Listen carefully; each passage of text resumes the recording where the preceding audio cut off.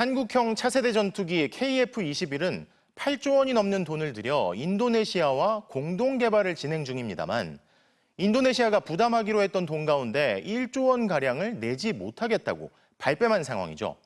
그런데 계약서를 확인해 보니 계약을 일방적으로 어겨도 아무런 제재를 가할 수 없는 허술한 계약을 처음부터 맺었던 것으로 드러났습니다. 이덕영 기자입니다.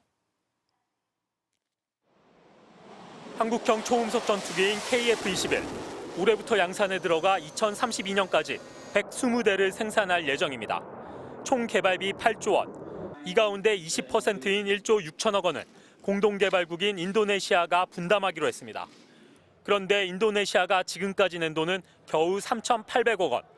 내야 할 돈을 제대로 낸 건 계약 첫 해인 2016년이 유일했고 3년 동안은 아예 한 푼도 안 냈습니다.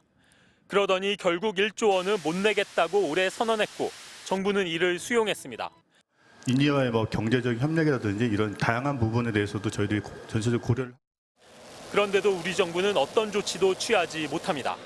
처음부터 허술한 계약이었기 때문입니다. 방사청이 국회에 보낸 답변서입니다. 인도네시아와의 기본합의서와 비용 분담 합의서 어디에도 계약 파기에 따른 벌칙 조항은 없다고 실토합니다.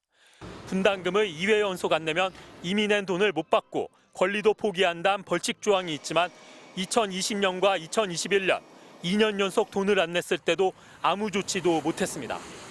방사청은 돈을 낸 만큼인 6천억 원어치로 기술 이전 수준을 당초보다 깎으면 된다며 후속 협상 중이라고 했습니다. 개발 일정은 지연되고 추가 비용도 부담하게 됐지만 이 계약서 때문에 책임도 묻지 못한 채 오히려 인도네시아에 계속 끌려가는 모습입니다. 플랜 B가 전혀 없다는 점이 사태를 키운 것입니다. KF-21과 관련된 정부의 계약 행태에 대해 전반적인 검토가 필요한 시점입니다.